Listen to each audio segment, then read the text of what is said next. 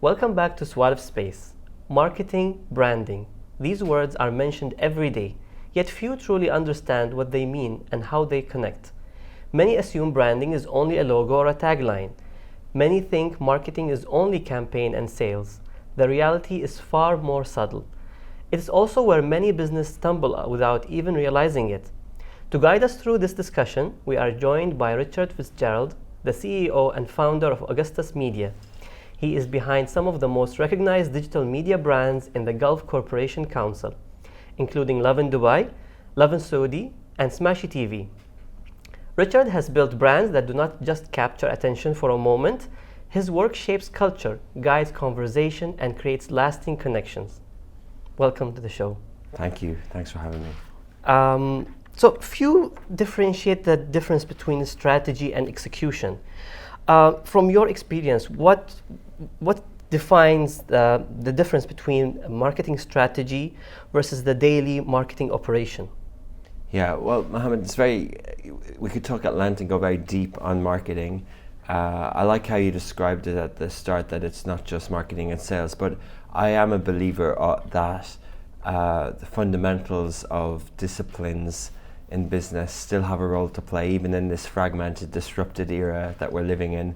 You know, if you studied civil engineering, or if you studied, in my case, economics, and you know, I think some of those principles still apply. And I think although things have been often adapted, if we think of the 4 Ps of marketing, I think they still have a role to play.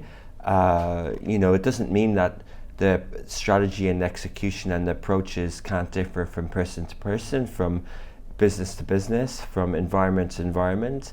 And a brilliantly executed, strategically planned and brilliantly executed marketing plan might not have the desired results for many different things. For things that you can control, such as your own product and your own business and your pricing and everything, and things you can't control as well. So I think there's always nuances in what makes a perfect marketing strategy, what drives a good business. I don't like to dwell too much on why things aren't working. I love to tweak, I love to adjust, but I don't like to, and I love to build, I love to do things from within. I love to never give up sort of approach on brands. You described some of our brands there, and we're Lovin is in 22 cities across the region. With people on the ground in 11, and every city, as people know, in the Middle East and North Africa and wider region, everywhere is different. So what works here might not work elsewhere, even with the same playbook, even with the same marketing. But yeah. As you mentioned, it is difficult to have a strict long-term plan without having some tweaks along the way. But if we look at the long-term plan, which is the strategy, and to translate it into daily operation, do you think there is a specific framework or structure that would help do that? There probably are playbooks, there probably are specific, but most of my career since 2006, 2007 was in social media marketing for clients and agencies. So you're always on your toes, huh? Yeah, absolutely. And even with publishing now, we have to continue to be on our toes and adaptive. There was a time when I was working with agencies with Coca-Cola back in 2007 in Ireland.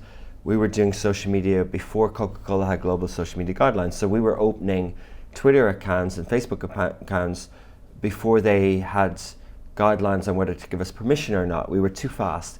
Then when I got to London with an agency called We Are Social, I was handling one of the Coca-Cola products, and we very much had to follow global guidelines. And there were playbooks then, there was rules around it. And that's kind of continued. I now run a media company, and I'm learning about marketing for this industry. In media companies, there's almost 2 types of marketing. There's your own assets, like if you open Shahid or Netflix, what images appear to promote the movie on your channels, that's marketing. But I would have never have thought of that as marketing with, say, per se, with a website for FMCG or other. Marketing for me was always paid, owned and earned, but it was always what the consumer would visibly see as an advertisement. But if I'm opening Shahid, I think tonight I won't say which night, but there's so many football games on different platforms, right? Sure.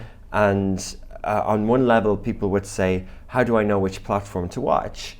They expect you to reach them off the platform, but people talk, even in the podcast world, they talk about discovery, because how are you using the inventory on your assets, on your own, as marketing? So if I have a streaming service like Smashy Business and Smashy Sports are news channels and podcasts, on newsletters, and on social media as well. Like Smashy Business is quite popular now, but also we have a streaming service, Smashy TV, and we stream sports.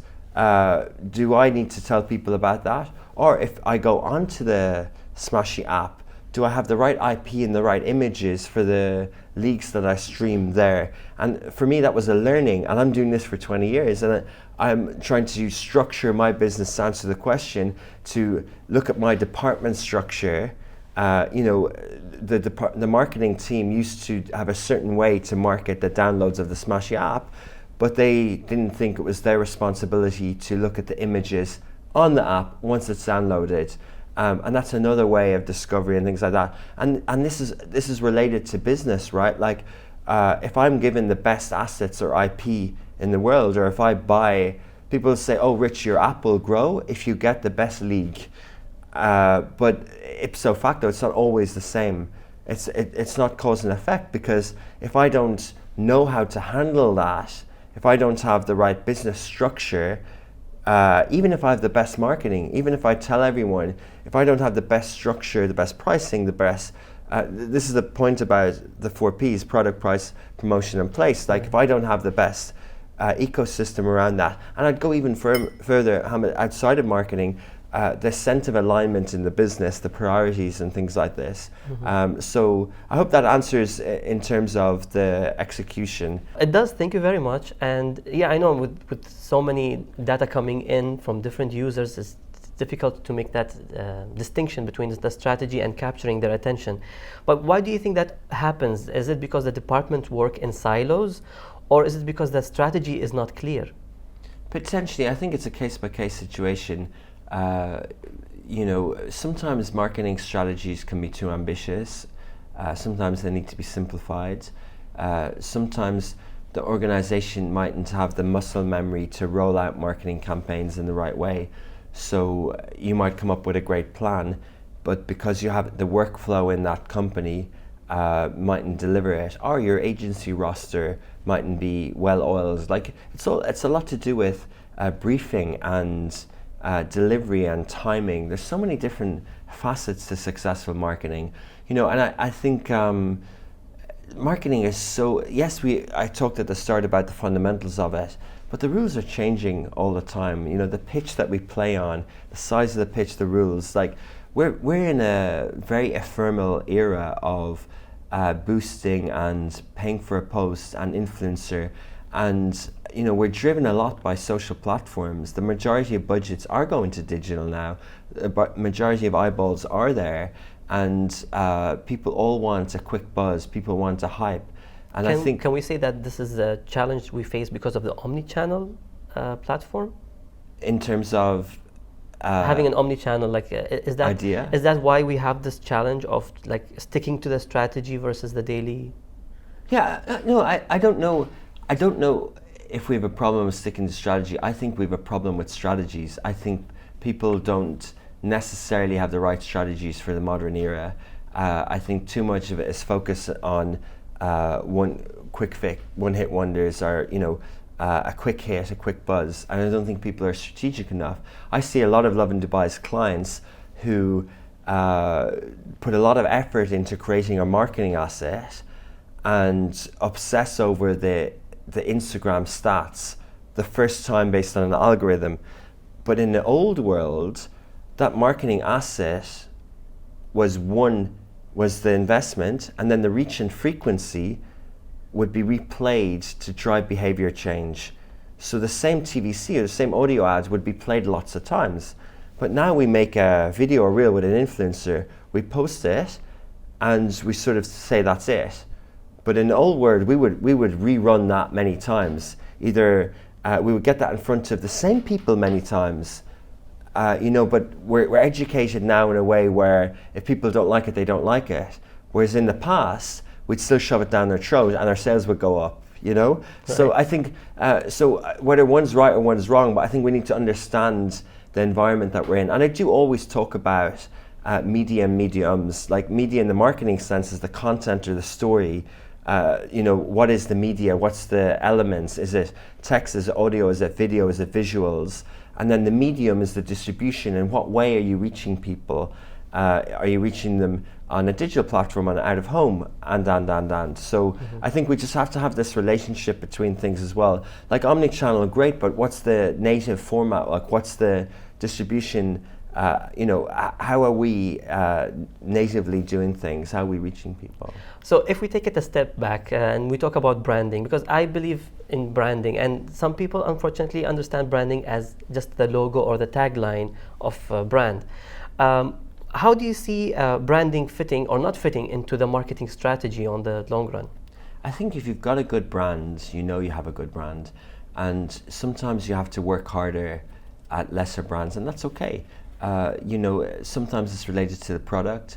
Like if people think they don't need to advertise because everyone knows their brand, maybe all their customers, if it's F&B, and people are ordering that item all the time, then every day they're exposed to the logo. So indirectly, what is marketing? What is top of mind? What is visual identity? Opportunities to see, repetition and putting things in front of people, and then word of mouth. Of course, I believe in branding, but I think Love in Dubai is a great brand. I think it stands out amongst a lot of pages, amongst a lot of clutter for whatever reason. So I protect that without diluting it. So I don't do Love in Sports or Love in Food. I protect the Love in Dubai brand, and I reinforce it by doing Love in Beirut, Love in Riyadh, Love in Amman, Love in Cairo, and. But I'm reinforcing what that brand means indirectly in a way of marketing, right? But at the same time, the Smashy brand took a while to find its feet. It didn't hit home as early because we were confused. We had a great tagline for the driven, the dreamers, the doers. We had a great tagline, great positioning. And now, the content itself is doing the story of the brand. I remember when I was in London, I won a year's supply of burritos, and I created a blog, a dating blog, 52 burrito dates. And the owner is called Chilango, and I see Chipotle is opening here now, but it's that type of brand, right? The burrito brand. And the owner knew that his product was the marketing. So we know that sampling is great. So he gave away all these vouchers, and then he let me tell the story. So in a sense, with Smashy Business, I'm sure some of the listeners know Smashy Business on Instagram now, because for the last 18 months, we've told stories of local founders and heroes here in a fast way. And we've done it in a way where our product tells the story every day. So people now know what that brand is. I could have been telling people Smashy for the driven, the dreamers, the doers with like performance ads with one asset, reach and frequency for a year. And they might have seen that ad, but they mightn't have tasted the food. They mightn't have seen the product or felt the product. Right. So it depends on the different elements. I'm a believer in putting the products in people's hands, and I believe that in content as well, like magazines or TV or shows and things like that. But I'm a very big protector on branding. And yes, the logo is important. The media brands and logos is super important, and the discipline to have that media lens and what you stand for is super important, just like any sector. But so is the story behind it, of course, as well. Can you give us an example where a brand succeeded in the short term but not on the longer term? Put me in the right direction. In the region, in which sector? I'm sure there's many examples. We'll leave it up to you. You can Okay, decide. You know one? I was in Astrolabs when I started Love in Dubai in 2015, and there was an app called Fetcher there, and brilliant branding. I remember Fetcher. Many people do, because it caught people's imagination quite soon. It was brilliant, but it didn't last. And now Kareem Box. If you need to send something across town, you go to Kareem Box. But that was Fetcher. Fetcher should have done that. Fetcher was doing that. Okay. And when we needed to, there's many use cases for this type of product. There's collecting checks. There's many different use cases. And in 2015, 2016, we used to say the phrase for a wet week, for a short period of time, they were the cool, I think you'll still remember that nice orange logo, FETCHR, that cool branding that really worked. And maybe it was a business operational, maybe it was product market fit, but I remember the customer experience wasn't great. And I just think of, I was thinking about timing. Souk, brilliant story that came up we covered it on Smashy Business over the weekend, but Mohammed Al-Bar's Noon, a JV with PIF, now is basically talking about going public. And the timing is fascinating. So Amazon bought Souk in March 2017 for $780 million, I think. Yeah. Editor can correct me, something like this, but roughly between $500 and $800 million. And Noon only launched in September 2017, a few months later, to rival Amazon. There's a great quote from Mohammed Al-Abar in his nice, charming way. He says, if Jeff Bezos came to dinner in my house, I would spike his dinner. In other words, we have to build great brands from our region to serve our region. And Noon had a shaky start, but now it's amazing because they have a killer feature. That Noon Minutes feature is an excellent killer feature. Noon Minutes saved my life many times. Many times, excellent feature. But Fetcher could have done that. And two interesting quotes from Mohammed Al-Abar on the fact that they're going to talk about IPOing soon is, one, they have 40,000 bikes across Dubai, 40,000 employees, 40,000. So I think of that in 2025 and where Fetcher were and where Noon were. Then I also think of the valuation. They're talking about a $10 billion valuation, right? Yeah. For a company that launched 4 months after Souk sold to Amazon for less than a tenth of that. It's just fascinating. So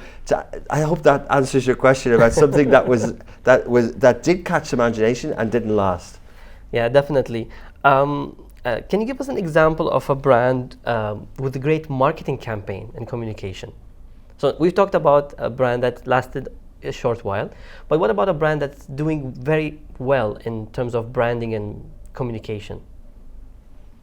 I'm making it more difficult now. No, there's many, and as trying not to go for a cliche, but I think Emirates is just so good at it.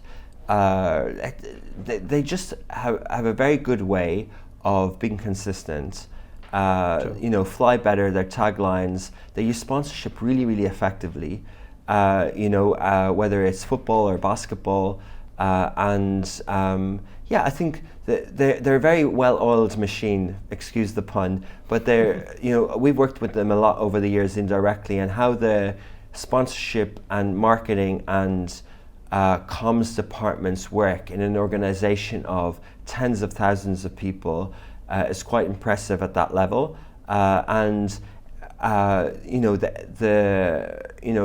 aerospace or that aviation industry is super competitive, super challenging, both on a customer service level. There's many brands who are ruined with a great product who are ruined just because of customer service issues with bags, with flights, with weather. There's many brands who can't navigate economics, can't navigate many things. So I think they do marketing super well.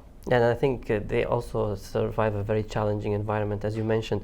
But having an excellent brand and communication, marketing communication, what difference that makes for the company itself? No, definitely. I think marketing internally, like internal communications, external communications, is a great leadership skill. It's a great way to align a business strategy. This region, a lot of the businesses that have HQs in this region don't actually make products. In automotive and other, they're largely staffed by sales and marketing people. And those people need to be aligned with business strategy and vision. But of course, it's an element. But I've said before on podcasts that you can have the best marketing, and then there are competitors and media brands than us who've spent a lot more money on billboards and TV and huge launch events and launch parties that haven't lasted and haven't made profits, Right. you know. But you, as Richard, how do you make sure that your daily operations is following the strategy? What specific steps or actions that you would take? I think every action I take is aligned with the strategy of our business. You know, we want to be the modern media company of choice in the Middle East and North Africa. We do that through our own IP, through digital platforms, and through the region. We don't vary outside those things. So lots of my decision process is in that. You know, yes, I want to do streaming, or yes, I want to do video production for clients, but my core business is media. How am I putting loving or smashy news, content, stories in front of people? How am I growing those audiences, and how am I monetizing? So when I'm in the weeds, when I'm working with the people on the ground, and my whole structure across, we have 110 employees, we have offices in Doha, Abu Dhabi, Dubai, now open in Ras Al Khaimah, Riyadh, and Cairo. Everything that I talk to across the 4 departments, commercial, content, operations, and product, is related to those things. So we don't have a marketing department. Under those 4 departments, we have 7 or 8 functions, and marketing falls under the commercial department. And I had a meeting with my commercial head this morning, and I told him that the asset that we're publishing on the Smashy brand Instagram channel, it falls under his responsibility. And he said, yes, but the graphic designer is on the content team. I said, cool, so we need to work across departments. I'm not going to create new departments because it will slow things down. One of our values is velocity. The other 2 are tenacity and ingenuity. If I create too many layers of approvals, then we're not fast. We don't have velocity. If I have another marketing department with a head of I don't have a CMO. No way. No, I don't have a CMO. Because I don't want to. We might create a 5th department on growth, but that will have different types of business objectives.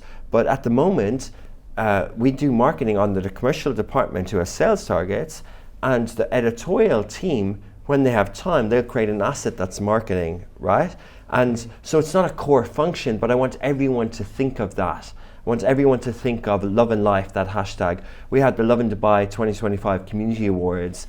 We had a campaign on the 1st of August for Send It to Love in Dubai. Love and Turns 10 years of Love in Dubai. This was all done without a CMO, without a marketing department. We have marketing budget, we have paid social people, but the function is cross-department. The editorial team did all the work around the articles of Love and 10. They made a beautiful 70-page coffee table book that shows 10 years of stories in Love in Dubai. That's marketing.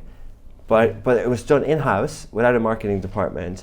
And so everything, every day, we want this in it. And it causes stress and tension and causes people to go outside their comfort zones, but it gives ownership, it gives real results, it's not wasted. And I've sort of liked how we've gone with that for the last 10 years.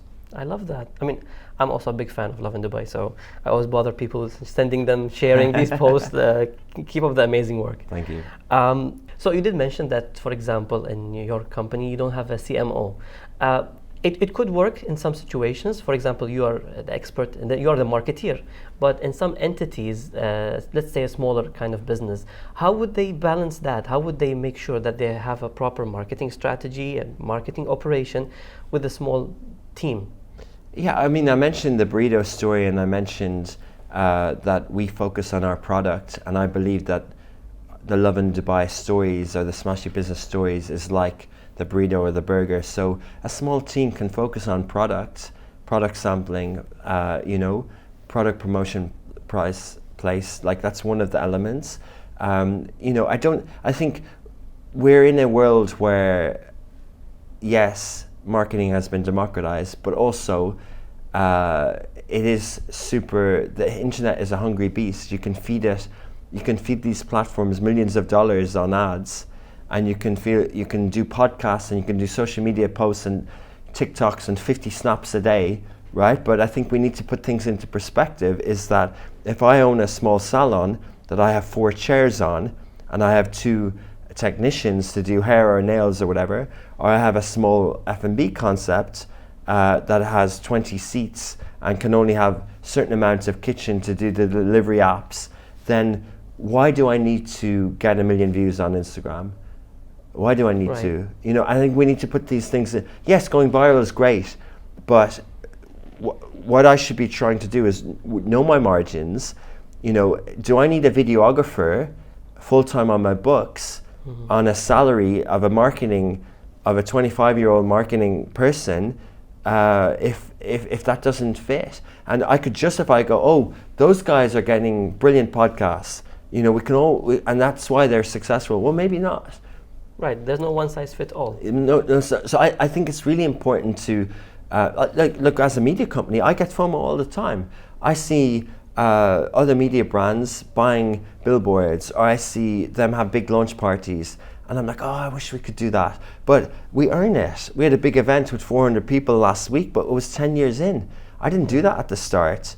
And we'll earn it, and at times I will invest, but I'm not going to do it when I'm small and when I know that the amount of revenue I'm making. In other words, if I've got one salon, I'm not going to hire a videographer. If I've got 20 salons, after I know the first one is good, without any marketing, right? Word of mouth is the best marketing of all. True. Then if I'm filling that salon with a good product, with whatever I can afford, whether it's my own personal Instagram, these social profiles are free, right? Yes. So how many followers, if you know that 100 customers on repeat once a week to get their hair done is enough, right? To pay for your staff and your overheads, then how many followers do you need? You need 100 followers, right? Correct. So why do you need 1,000 followers if you're a salon? Exactly. So if you're one salon, so just make sure those 100 followers are your customers. And then, so I think it's really important to think of this as well. Thank you, it's a very nice answer. But if we talk about marketing, since we started this conversation about like reaching more people and all that, some people jump straight into marketing ads and they don't look at the brand or the campaign. So what would you advise them to do in that case? Like, not to focus on ads and numbers rather than to know which direction they would go? Is that how you'd approach it?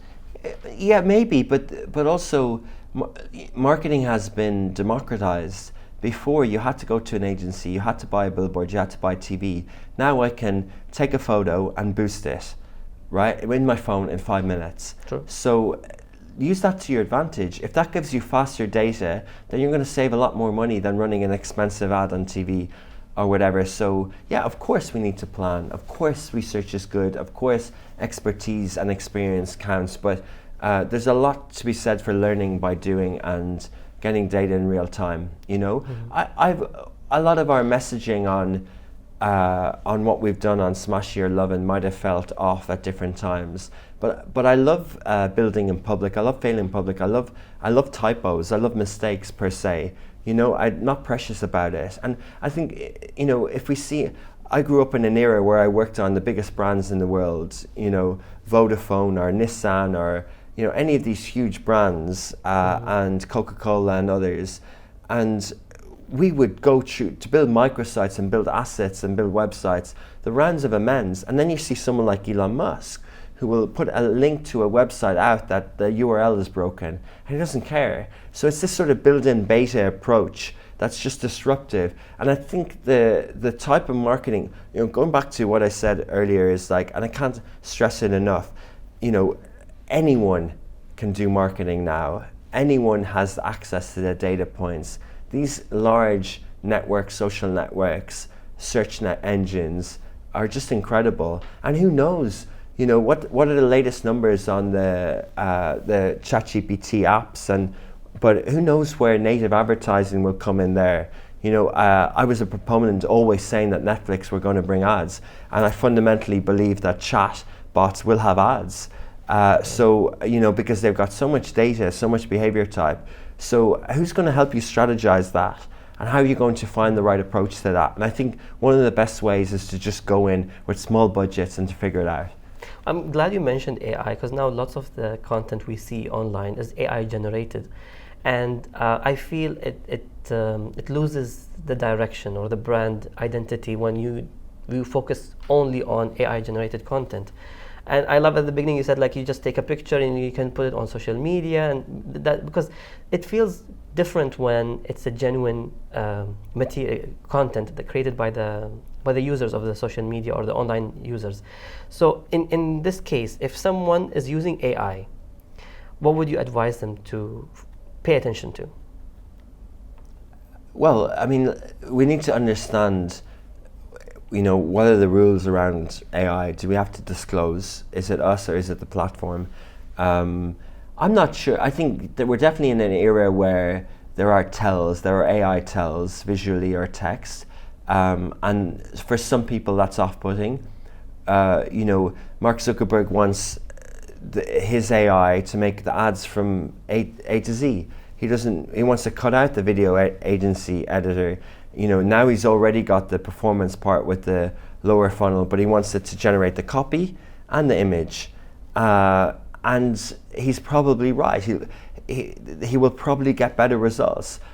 I'm not saying that the human creativity idea won't be there, but it can be there as well. But I don't think people should watch out too much. I think it's going to get better. But also, I had the pleasure of listening to the Emirates Minister of AI, His Excellency Al-Lama, at the weekend, and he said that if you don't do AI, it was kind of off the record, so I won't paraphrase, but he was very bullish on the power of AI and how important it's going to be. So, but I also think that we're in a fragmented space. I think AI is going to live alongside, in media, I think AI creators are going to live alongside real creators. I think prompt-based stuff is going to live, something I ask for it to be delivered to me. The types of news of the sports and the countries and the currencies and the companies that I'm interested in, I can ask it to serve up to me in the morning. Equally, the platform, like the TikTok AI-powered algorithm, can give me what it thinks I'm interested in. I think we live in both worlds. I don't think it's a zero-sum game on AI. I'm not against AI. I mean, I've been guilty of using AI to create content myself. But I feel like some of the entities or companies rely a lot on AI, and the content doesn't come as genuine. That's my main concern. Like, how do you make that delicate balance between content that is creative at the same time it's AI generated? Yeah, it's a good point. It's up to the companies to find the balance. Definitely. So to our listeners, if you would give them one last insight regarding looking at marketing and branding, or marketing versus branding, what would you say? You definitely need the fundamentals of marketing work. If you've got a good brand, protect it, hold on to it with your dear life. It's special. But if your brand isn't perfect at the start, either throw it in the bin or close that restaurant down, or throw the product away, or tweak it. And if you're persistent enough, you can get that one good brand campaign, or serving customers of value over time. Can do that. But I do believe in investing in marketing. I do think that there are cheap forms of media out there. I think podcasts are one of them. I think newsletters are another. Social media, those who invested in social media ads correctly did really well. Like we hear of digital native vertical brands who do drop shipping. They use a series of product tech suites, and they, whether it's like Shopify or Klaviyo, and they package something up nicely and get the products from Korea, and then they run 200 or 300 creatives on A/B testing on Facebook every month, and they spend 60-70% of the cost of the product on marketing, and they make profits. So I think we're in that era, and I think if someone wants to start a business, I think this region is a great region to do it. So what that means for me and for streaming and for media is different, but I think if I was to advise strategy, I think you can build a business around marketing just by those techniques that we have at our hands today. Any product works, whatever the category is, whether it's supplements, whether it's pet food, anything fits into this playbook that we're in today.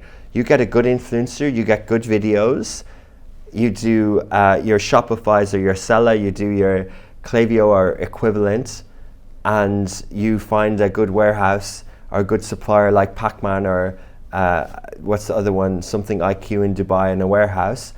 Anything fits, right? With that data, with that sort of arbitrage game, everything fits. So, as a marketing podcast, the takeout at the end is, if you lead with marketing, result. I did it the other way around. I built a media business by telling stories without any of that, without any of those sort of lower funnel performance or any of those digital metrics. And I still think that that's our playbook and that works for us. What we have explored today shows that there is no single formula when it comes to marketing and branding. The balance between strategy and operation and between marketing and branding depends on many factors. What remains essential is clarity. Brands need to know what they stand for and then translate that into both long-term strategy and daily action. Until next time, stay curious, stay connected, and we will see you in the next conversation.